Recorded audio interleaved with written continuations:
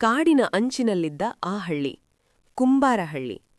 ಹಳ್ಳಿಯೆಂದರೆ ಹಸಿರು ಹೊಲಗಳು, ಎಮ್ಮೆ ಗೋವುಗಳ ಗದ್ದಲ, ಬೆಳಗಿನ ಜಾವ ಕೋಳಿಗಳ ಕೂಗು. ಆದರೆ ಈ ಹಳ್ಳಿಗೆ ಒಂದು ವಿಚಿತ್ರ ಭಯವೂ ಜತೆಯಾಗಿತ್ತು. ಹಳ್ಳಿಯಿಂದ ಸುಮಾರು 2 ಕಿಲೋಮೀಟರ್ ದೂರ ದಟ್ಟ ಕಾಡಿನ ಮಧ್ಯೆ ಒಂದು ಹಳೆಯ ಬಸ್ ನಿಲ್ದಾಣವಿತ್ತು.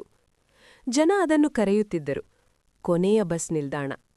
ಅಲ್ಲಿ ಸಂಜೆ 6 ಗಂಟೆಯ ನಂತರ ಯಾರೂ ಹೋಗೋದಿಲ್ಲ. ಹೋದವರಲ್ಲಿ ಕೆಲವರು ಮರಳಿ ಬಂದಿಲ್ಲ. ಮರಳಿ ಬಂದವರು ಹಿಂದಿನವರಾಗಿರಲಿಲ್ಲ. ರೈತ ಬಸವರಾಜನ ಜೀವನ. ಬಸವರಾಜ 45 ವರ್ಷದ ರೈತ. ಮಣ್ಣಿನ ವಾಸನೆ ಅವನ ಉಸಿರಿನ ಭಾಗ. ಅಪ್ಪನ ಕಾಲದಿಂದ ಬಂದ ಜಮೀನಿನಲ್ಲಿ ಕೆಲಸ ಮಾಡುತ್ತಿದ್ದ. ಹೆಂಡತಿ ಸಾವಿತ್ರಿ, ಒಬ್ಬ ಮಗ ಚಿಕ್ಕಪ್ಪ. ಆ ವರ್ಷ ಮಳೆ ದ್ರೋಹ ಮಾಡಿತ್ತು. ಬೆಳೆ ಒಣಗಿ ಹೋಯಿತು. ಸಾಲಗಾರರು ಬಾಗಿಲು ತಟ್ಟತೊಡಗಿದರು. ಒಂದು ದಿನ ತಹಸೀಲ್ದಾರ್ ಕಚೇರಿಗೆ ಹೋಗಿ ಸಾಲದ ವಿಚಾರ ಕೇಳಬೇಕೆಂದು ಬಸವರಾಜ ನಿರ್ಧರಿಸಿದ. ಬಸ್ ಹಳ್ಳಿಗೆ ಬರೋದಿಲ್ಲ. ಹತ್ತಿರದ ನಿಲ್ದಾಣ, ಅದೇ ಕಾಡಿನೊಳಗಿನ ಕೊನೆಯ ಬಸ್ ನಿಲ್ದಾಣ. ಹಳ್ಳಿಯವರು ಎಚ್ಚರಿಸಿದರು, ಸಂಜೆ ಆಗೋ ಮುಂಚೆ ಹೋಗಿ ಬಾ ಬಸವ. ಆ ನಿಲ್ದಾಣ ರಾತ್ರಿ ಹೊತ್ತು ಒಳ್ಳೆಯದಲ್ಲ. ಆದ್ರೆ ಹೊಟ್ಟೆಯ ಹಸಿವು, ಸಾಲದ ಭಾರ ಭಯಕ್ಕಿಂತ ದೊಡ್ಡದು. ಕಾಡಿನೊಳಗೆ ಕಾಲಿಟ್ಟ ಕ್ಷಣ ಸಂಜೆ 5:30. ಸೂರ್ಯ ನಿಧಾನವಾಗಿ ಮರಗಳ ಹಿಂದೆ ಮುಳುಗುತ್ತಿದ್ದ. ಕಾಡಿನೊಳಗೆ ಹೆಜ್ಜೆ ಇಟ್ಟಾಗಲೇ ಅವನಿಗೆ ಏನೋ ವಿಚಿತ್ರ ಅನುಭವ. ಗಾಳಿಯಿಲ್ಲ, ಆದರೂ ಎಲೆಗಳು ಸರಸರ ಎನ್ನುತ್ತಿದ್ದವು. ಕಾಡಿನೊಳಗೆ ನಡೆಯುವಾಗ ಹಳೆಯ ಬಸ್ ನಿಲ್ದಾಣ ಕಾಣಿಸಿತು. ಮುರಿದ ಛಾವಣಿ, ಬಿದ್ದ ಬೆಂಚು, ಮಸುಕಾದ ಬೋರ್ಡ್. ಕೊನೆಯ ನಿಲ್ದಾಣ. ಅವನು ಕುಳಿತುಕೊಂಡ. ಸುತ್ತ ಮೌನ. ಹಕ್ಕಿಯೂ ಇಲ್ಲ, ಹುಳವೂ ಇಲ್ಲ. ಅಷ್ಟರಲ್ಲಿ ಟಕ್ ಟಕ್, ಯಾರೋ ಹೆಜ್ಜೆಯ ಶಬ್ದ. ಅಜ್ಞಾತ ವ್ಯಕ್ತಿ. ಕತ್ತಲಿನಿಂದ ಒಬ್ಬ ವೃದ್ಧ ಹೊರಬಂದ. ಹಳೆಯ ಬಟ್ಟೆ, ಮುಖದಲ್ಲಿ ವಿಚಿತ್ರ ನಗು. ಬಸ್ ಕಾಯ್ತಿದ್ದೀಯಾ ಮಗ ಎಂದು ಕೇಳಿದ. ಬಸವರಾಜ ತಲೆ ಅಲುಗಿಸಿದ. ವೃದ್ಧ ನಿಧಾನವಾಗಿ ಹೇಳಿದನು, ಇಲ್ಲಿ ಬರುವ ಬಸ್ಸು ಜೀವಂತವಲ್ಲ. ಅಷ್ಟರಲ್ಲಿ ಹಿಂದೆ ಯಾಲೋ ಅಳು, ಸ್ತ್ರೀ ಧ್ವನಿ. ನನಗೆ ಮನೆಗೆ ಹೋಗ್ಬೇಕು. ಬಸವರಾಜ ಬೆಚ್ಚಿಬಿದ್ದ.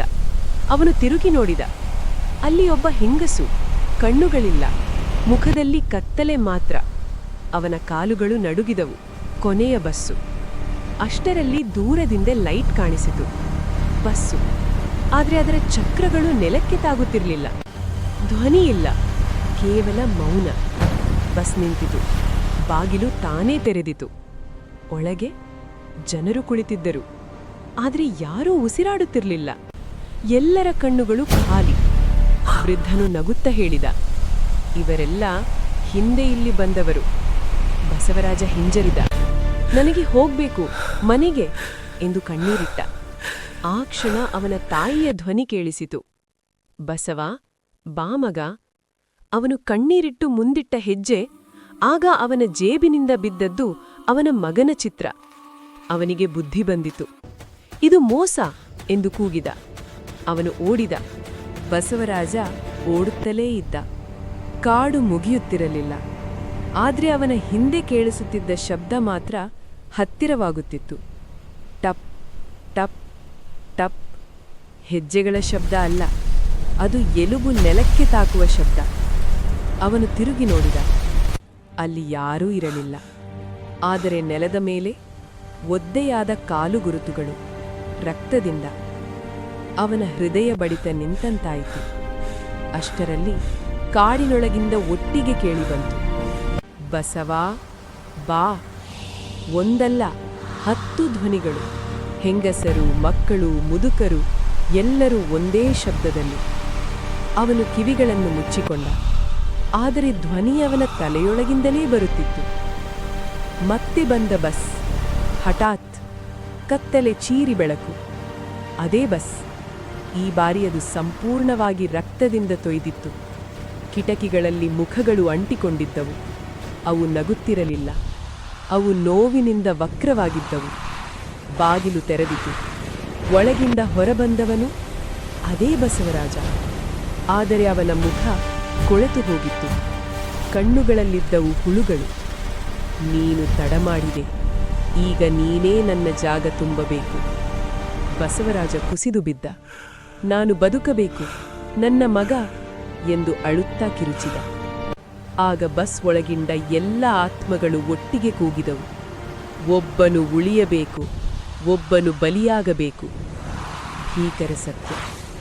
ಅಷ್ಟರಲ್ಲಿ ನೆಲ ಒಡೆದು ಹೋಯಿತು. ಅವನು ಒಳಗೆ ಬಿದ್ದ. ಅಲ್ಲಿ ಹಳೆಯ ಎಲುಬುಗಳು, ಹಾಳಾದ ಚಪ್ಪಲಿ, ಮುರಿದ ಕುಡಿಗೆಗಳು ಮತ್ತು ಮಧ್ಯದಲ್ಲಿ ಒಂದು ಫಲಕ. ಈ ನಿಲ್ದಾಣ ನಿರ್ಮಾಣಕ್ಕೆ 47 ಜೀವಗಳ ಬಲಿ ಬೇಕು. 47ನೇ ಬಲಿ ಇಂದು ಪೂರ್ಣ. ಅವನ ದೇಹ ಕಲ್ಲಾಗಿ ಮಾರ್ಪಟ್ಟಿತು. ಕಣ್ಣು ಮಾತ್ರ ತೆರೆದೇ ಉಳಿದವು. ಬೆಳಗಿನ ದೃಶ್ಯ. ಬೆಳಗ್ಗೆ ಹಳ್ಳಿಯವರು ಕಾಡಿಗೆ ಹೋದರು. ಅಲ್ಲಿ ಬಸ್ ನಿಲ್ದಾಣ ಇನ್ನೂ ನಿಂತಿತ್ತು. ಆದರೆ ಈಗ ಹೊಸದಾಗಿ ಒಂದು ಮೂರ್ತಿ ಇತ್ತು. ಕಲ್ಲಿನ ಬಸವರಾಜ. ಕಣ್ಣಿಂದ ರಕ್ತದ ಹನಿ ಹಾದು ಹೋಗುತ್ತಿತ್ತು. ಅವನು ನಿಂತಿದ್ದ ಕೈಯಲ್ಲಿ ತನ್ನ ಮಗನ ಫೋಟೋ. ಕೊನೆಯ ಸಾಲು. ಆ ದಿನದಿಂದ ಯಾರಾದರೂ ಆ ನಿಲ್ದಾಣದ ಬಳಿ ಹೋದರೆ ಒಂದು ಧ್ವನಿ ಕೇಳಿಸುತ್ತದೆ. You cannot escape me.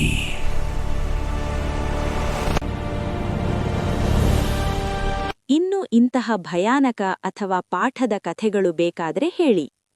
ಕಥೆಯ ಶೈಲಿ ಇನ್ನಷ್ಟು ಭಯಾನಕ ಅಥವಾ ಭಾವನಾತ್ಮಕ, ಮಕ್ಕಳಿಗೆ ಸೂಕ್ತ ಹೇಗಿರಬೇಕು ಎಂದರೂ ಕಸ್ಟಮೈಸ್ ಮಾಡ್ತೀನಿ.